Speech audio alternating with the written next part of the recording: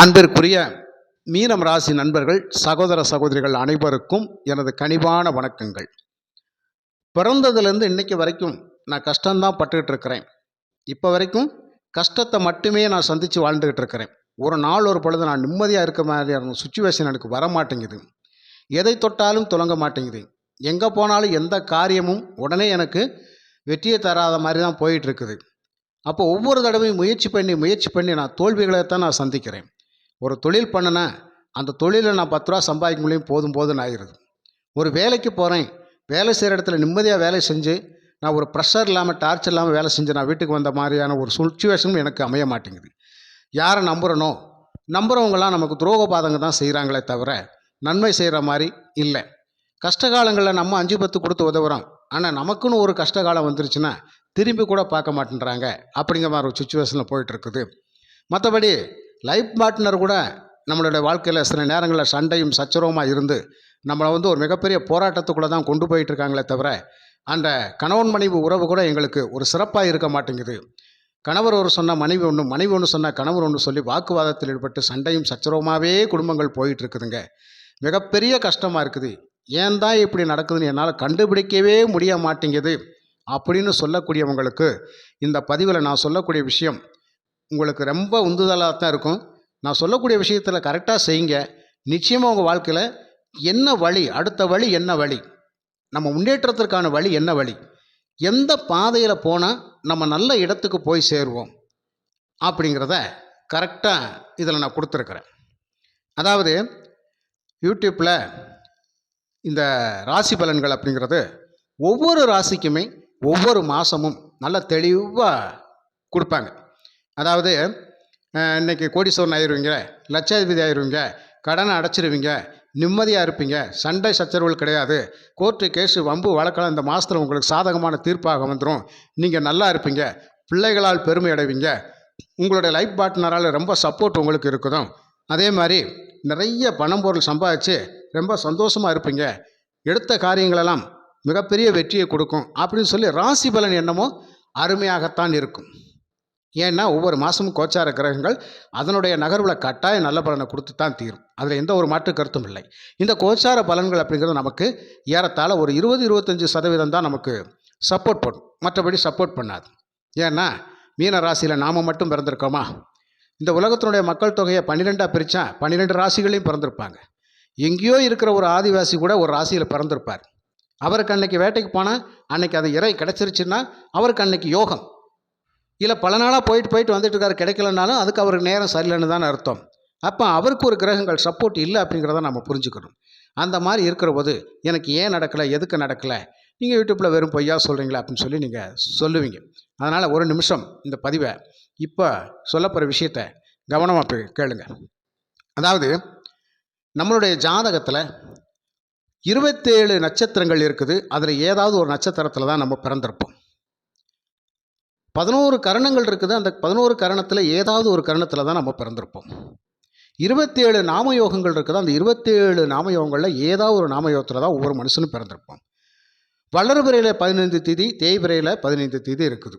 அதில் 30 திதிகள் ஏதாவது ஒரு திதியில் தான் ஒவ்வொரு மனுஷனும் ஜனிக்க முடியும். புரியுதுங்களா? 7 கிழமைகள் ஏதாவது ஒரு கிழமையில் தான் அந்த ஜாதகர் ஜனிப்பார். ஆக பஞ்சாங்கத்தினுடைய 5 அங்கங்கள் அப்படிங்கிறது திதி, வாரம், நட்சத்திரம், கரணம், நாமயோகம். இந்த 5 தான். இந்த 5க்குள்ளே தான் ஒரு மனிதன் பிறக்க முடியும். பஞ்சபூதங்களும் 5 தான். இதுக்குள்ளே தான் ஒரு மனுஷன் வாழ முடியும். அப்படி இருக்க பொழுது நாம பிறக்கின்ற பொழுது எந்த நாமயோகத்தில் பிறந்தோம், அந்த நாமயோகத்துக்கு 2 கிரகங்கள் யோகாதிபதியாக ஒருத்தர் வருவார், அவயோகமாக ஒருத்தர் வருவார். அப்போது நம்ம நாமயோகம் என்ன சொல்லுது? நம்ம நாமயோகத்தின் விளைவாக பிறந்திருக்கிறனுடைய விளைவாக நம்மளுடைய முன்ஜென்ம கர்மாக்கள் அப்படிங்கிறது அந்த நாமயோகத்திலே தெரியும். ஒரு மனிதன் எப்படி வாழ்வான் அப்படிங்கிறது அந்த நாமயோகமே காட்டி கொடுத்துரும். அந்த இருக்கிற 2 கிரகங்களே காட்டி கொடுத்துரும். புரியுதுங்களா? ஒரு வேளை பெரிய நாமயோகத்தில் ஒரு ஜாதகர் பிறக்கிறாருன்னு வச்சுங்க. உதாரணத்துக்கு சொல்கிறேன், புதன் தான் யோகாதிபதி. புதன் திசை அப்படிங்கிறது 17 வருஷம். 17 வருஷம் புதன் திசை மிக அற்புதமாக வேலை செய்யும். கல்வி, வேலை வாய்ப்பு, உயர் தொழில்நுட்பம், அதாவது இந்த டாக்குமெண்ட்ஸ் பத்திரப்பதிவு துறையிலெல்லாம் மிகப்பெரிய சாதனைகளை புரியக்கூடியவங்களாக தான் இருப்பாங்க. இந்த புதன் சம்பந்தப்பட்ட விஷயங்கள் அப்படிங்கிறது, மீடியாக்கள் அப்படிங்கிறது, கதை, கட்டுரை, கவிதை ஆசிரியர்கள் அப்படிங்கிறதெல்லாம் இந்த புதன் தான். நடிப்பு, பேச்சு, பாட்டு, கவிதை எல்லாமே புதன் தான். ஆக சங்கீதங்கள் புதன் தான், ஆடிட்டிங் புதன் தான். அப்படி இருக்கிற பொழுது அந்த புதன் 19 வருஷம் ஒருத்தருடைய ஜாதகத்தில் நல்ல நிலைமையில் இருந்துட்டா அந்த பிரிதி நாமயோகத்தில் பிறந்தவங்க கவலையே கிடையாது. அதே உங்களுக்கு செவ்வாய் அவயோகியாக வருவார். அந்த நாமயோகத்துக்கு செவ்வாய் 7 வருஷம் தசை நடத்துவார். அவர் எந்த சூழ்நிலையும் எப்போதும் நமக்கு நன்மை செய்ய மாட்டார். இந்த ஒரு விஷயத்தை தெளிவாக பாருங்கள். அதுக்கப்புறம் அந்த புதனுடைய நட்சத்திரமான ஆயிலம் கேட்ட ரேவதி நட்சத்திரத்தில் இந்த அவயோகி செவ்வாய் போய் நின்று வந்து சாரம் வாங்கி தசை நடத்தினாலும் புண்ணியம் கிடையாது. புதன் தசையாக இருந்தாலும் ஒரு பிரயோஜனம் இல்லை. புதனும் இந்த மிருகசீரிஷம் சித்திரை அவிட்ட நட்சத்திரத்தில் நின்று தசை நடத்தினாலும் ஒரு பிரயோஜனம் கிடையாது. இதெல்லாம் ஜாதகத்தில் அக்யூரேட்டாக பார்க்கணும். இதையெல்லாம் பார்த்தோம்னு சொன்னால் செவ்வாய் அப்படிங்கிறது மண்மனை யோகங்களை குறிக்கக்கூடியது. அப்போ இவ்வளோனா காசு பணம் சம்பாதிச்சு மண்மனை யோகங்கள்லாம் அவருக்கு கிடைக்குமா, வாங்குவாங்களா அப்படிங்கிறதெல்லாம் பார்க்கணும் இல்லையா? வீடு கட்டவே முடியல, கட்டின வீட்டை விற்றுட்டேன், வாடகை வீட்டில் இருக்கும்போதெல்லாம் நான் நல்லா இருந்தேன், சொந்த வீடு கட்டினேன், சூனியமாகி போச்சு அப்படின்னு சொல்லக்கூடிய அமைப்பில் இருப்பாங்க. அப்போது நாமயோகம் இந்த முடிவை பண்ணுது. கரணம் ஏதாவது ஒரு கரணத்தில் 11 கரணத்தில் ஒரு கரணத்தில் ஏதாவது ஒரு கரணத்தில் தான் மனுஷன் பிறக்கணும். அப்போ அதில் ஒரு பவகரணத்தில் ஒருத்தர் பிறக்கிறாரு. இந்த பவகரணத்துக்கு செவ்வாய் தான் கரணநாதன். அப்படிங்கிற பொழுது இந்த செவ்வாய் பகவான் நமக்கு என்ன செய்வார்? அவர் அவயோகினுடைய நட்சத்திரத்தில் இருக்கிறாரா அல்லது திதி சூனியத்தில் இருக்கிறாரா அப்படிங்கிறதெல்லாம் பார்க்கணும். இப்படி நம்ம பார்த்துக்கிட்டோம் அப்படின்னு சொன்னால் அந்த செவ்வாய் திசை அப்படிங்கிறது இங்கே கரணநாதனாகவும் வருகிறார் இல்லையா? அங்கே நாமயோகத்துக்கு அவயோகியாக வர்றாரு, இங்கே கரணநாதனாக வர்றார். இக்கட்டான சூழ்நிலை இருப்பாங்க. அப்போது இங்கே கரணநாதன் செவ்வாய் அப்படிங்கிறது இதுவும் அந்த கட்டிட கட்டுமான பணி அதில் தான் குறிக்குது, அந்த ரியல் எஸ்டேட் அப்படிங்கிறதெல்லாம் குறிக்குது, மண்மனை யோகங்களை தான் குறிக்குது. அங்கே அவயோகமாக வந்திருக்கிறாரு. அப்போ இங்கே நடக்கும்னு சொல்கிறீங்க, அங்கே நடக்காதுன்னு சொல்கிறீங்க. இது என்ன சொல்லுது? இது எந்த அமைப்பில் நம்ம ஜெயிக்க முடியும் அப்படிங்கிறதெல்லாம் ஜாதகத்தில் தான் உண்டு. அப்போ சுய ஜாதகத்தை தெளிவாக பார்க்கணும். அது மட்டும் அல்லாமல் இந்த ஏதாவது ஒரு திதியில் ஒருத்தர் பிறக்கிறார். 30 திதி இருக்குது, அதில் ஏதாவது ஒரு திதியில் பிறக்கிறார் ஒரு ஜாதகர். அப்படி என்றால் அந்த திதி எந்த திதியாக இருக்குமோ அந்த திதிக்கு 2 கிரகங்கள் சூன்யமாக வரும். அப்போ ஒருத்தர் பிரதம திதியில் பிறக்கிறார்னா கட்டாயம் அவருக்கு சுக்கிரனும் சனியும் சூனியாதிபதிகளாக இருப்பாங்க. அப்போ சூனிய தசை நடந்தால் நல்லா இருக்குமா? நிச்சயமாக கஷ்டம்தான். அப்போ 20 வருஷம் சுக்கிர தசையே நடந்தாலும் அந்த சுக்கிரன் அப்படிங்கிறது சூனியமாக்கப்பட்டிருக்கிற பொழுது கண்டிப்பாக அவர் எந்த வீட்டில் இருக்கிறாரோ அதன் வழியாகவும் பலாபலனை குறைப்பார். சனி பகவான் 19 வருஷம் தசை நடத்துவார். அவர் கருணநாதனாக இருந்தாலும் சரி, இல்லை அவர் சூனியக்காராக இருந்தாலும் சரி, சூனியாதிபதின்ற அமைப்பில் வந்துட்டாருன்னா கட்டாயம் அவருக்கான வேலை என்ன செய்வார்? ஏதோ ஒரு விஷயத்தில் ஜாதகர் ஒரு சூனியத்துக்குள்ளே மாட்டிக்கிட்டு தவிச்சிட்டு இருப்பார். இதான் விஷயம். அப்போ 19 வருஷம் சனி திசை சப்போர்ட் பண்ணாது. இப்போ மீனராசி எடுத்துக்கிட்டிங்கன்னா ஒருவேளை உங்களுக்கு சனி திசை அப்படிங்கிறது உத்திரட்டாதி நட்சத்திரத்தை பிறந்தவங்களுக்கு பிறந்த உடனே ஆரம்பத்திலே போயிடும். ஏன்னா விரையாதிபதி அண்டு இவர் தான், லாபாதிபதி அவர் தான். ஆரம்பத்திலே நமக்கு பிறப்பிலேயே விரயம் அப்படிங்கிறது எழுதப்பட்டாகிறது. அதனால தான் உத்திரட்டாதி நட்சத்திரத்தை பிறந்து வாழ்க்கையில் ஒவ்வொரு நாளும் போராட்டங்களையே சந்திக்க வேண்டிய கட்டாயத்தில் இருப்போம். இப்போ குருவனுடைய நட்சத்திரமாக இருக்குது புரட்டாதி நட்சத்திரம். அவர் யார்? குரு பகவான் லக்னாதிபதி அண்டு 10ஆம் அதிபதி. நேர்மையாக தொழில் செஞ்சு பழக்கி நினைப்போம், ஆனால் நம்மளால் மீண்டும் வெளியே வர முடியாது. ஒவ்வொரு விஷயத்துலையும் கஷ்டப்பட்டுட்டு தான் இருப்போம். இப்படியான தசா புத்திகள் அப்படிங்கிறது நமக்கு என்ன சொல்லுதோ அதைத்தான் நம்ம பார்க்கணும். அதே மாதிரி ரேவதி நட்சத்திரத்தில் பிறப்பாங்க. இந்த ரேவதி நட்சத்திரம் அப்படி புதனுடைய நட்சத்திரம். இந்த புதன் அப்படிங்கிறது நமக்கு என்ன? உங்களுக்கு மீனராசிக்கு 4க்கும் 7க்கும் உரியவர். அவர் தசை நடத்துகிற காலம் ரொம்ப கஷ்டமாக இருக்கும். ஆக இவங்க பிறக்கிற போதே மாரக தசையில் தான் பிறக்கிறாங்க, புதன் திசையில் பிறக்கிறாங்க. அப்போ இவங்களுக்கான கஷ்டங்கள் இளமையிலேயே பாலக பருவத்திலேயே வந்துடுது. வாழ்க்கையில் போராடி தான் ஜெயிக்க வேண்டிய கட்டாயத்தில் இருக்கிறாங்க. இப்படி இந்த மீனராசியில் இருக்கிற நட்சத்திரங்களேவும் இவ்வளவுதான் அப்படிங்கிறது, இவ்வளவுதான் பலனை கொடுக்கும் அப்படிங்கிறது ஆரம்பத்திலே நமக்கு தெரிஞ்சு போகுது இல்லையா?